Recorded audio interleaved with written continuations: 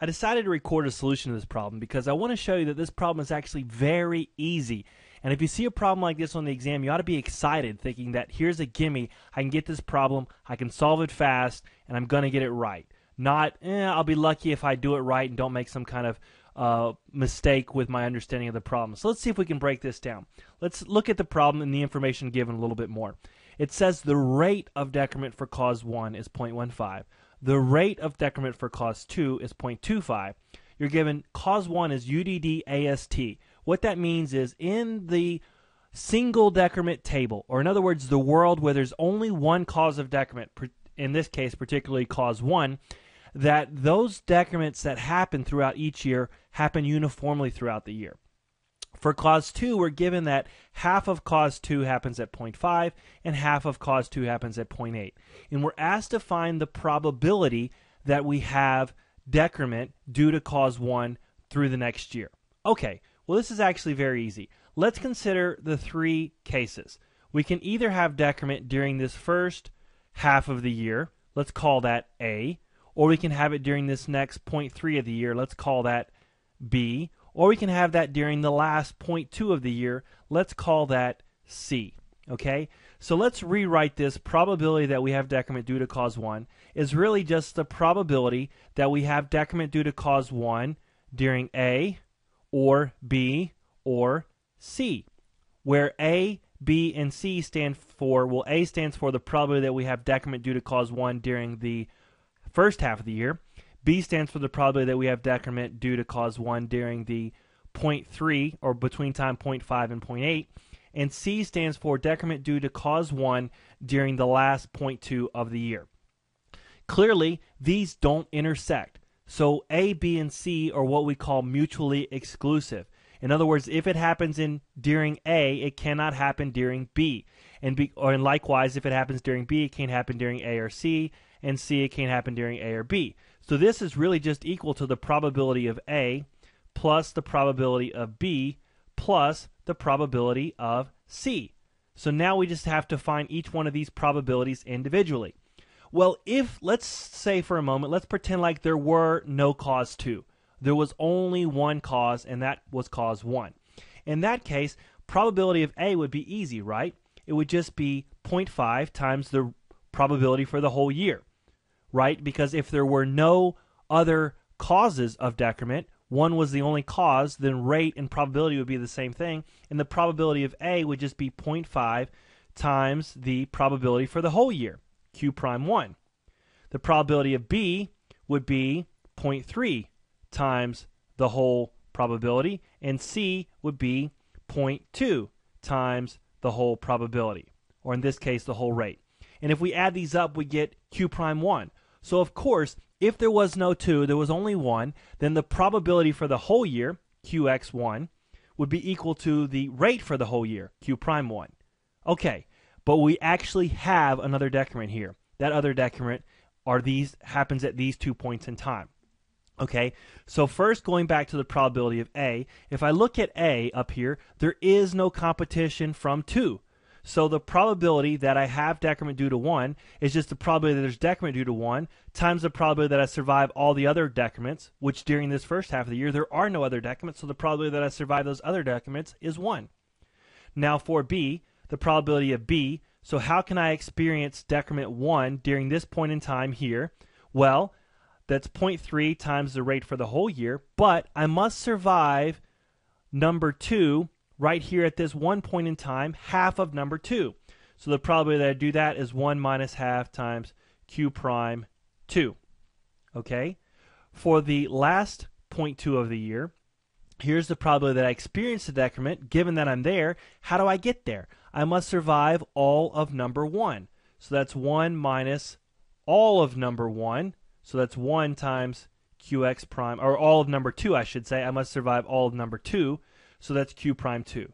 So a lot of the confusion in the post is, why is this not a half? Because I've already accounted for this half here. But you haven't accounted for this half here because B and C are mutually exclusive. If I just ask, what was the probability that we'd experience decrement due to cause 1 during the last 0.2 of the year, well then I would have to experience that decrement and survive all of number 1.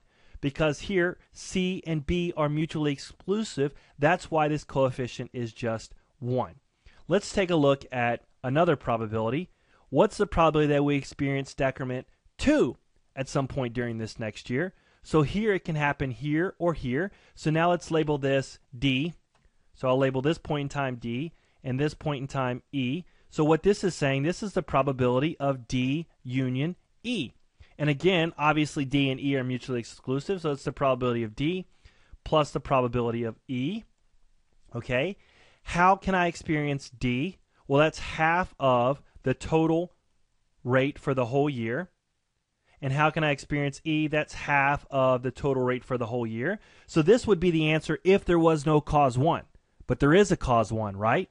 So to experience D, I must survive half of the year from cause 1. So I need to multiply this by 1 minus 0.5 times the rate for cause 1 for the whole year.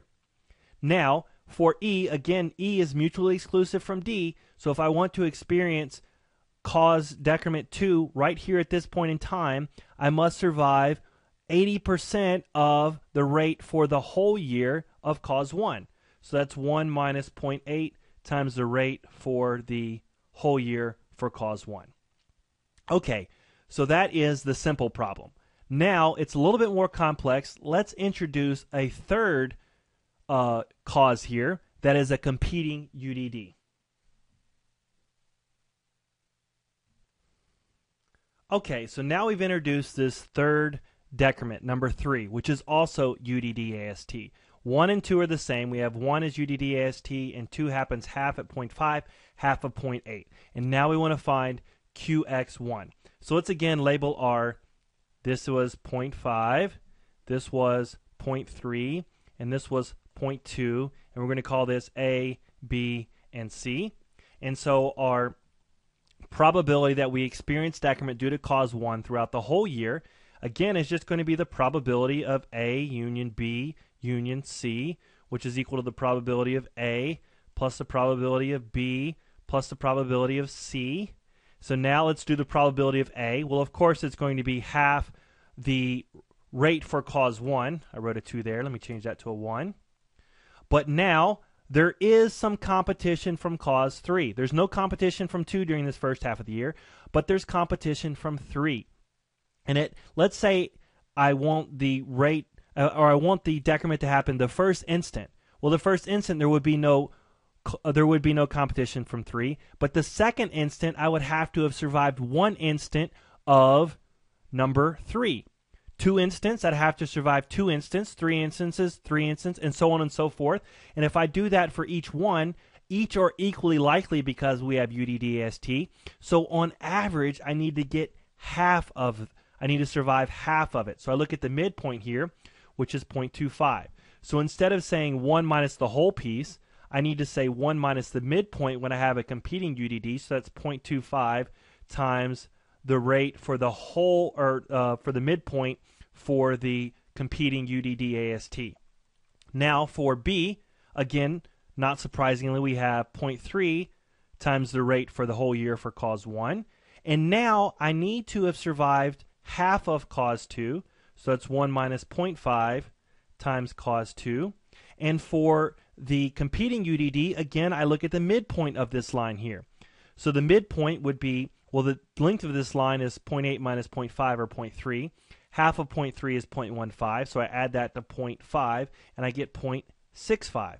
So here, now I need to write 1 minus 0.65 times the rate for cause 3. Now for C, again, the length of this line is 20%. So that's 0.2 times the rate for the whole year. Now I need to survive all of 2. So that's 1 minus QX prime 2. And I need to survive to the midpoint here for cause 3. So I do 1 minus 0.8 is 0.2. Half of that is 0.1 plus 0.8, or 0.9. So that's 1 minus 0.9 times QX prime 3. So when we have these two competing UDD-ASTs, we can use these midpoints to get the third, to get the coefficient, I should say, of that competing UDD-AST. So we still don't have to integrate. Now if we get to 3 competing UDD-ASTs, then we're going to actually have to integrate. Well, I hope that clears up these type of problems a little bit. If not, just post your question and I'll do my best to try to answer it.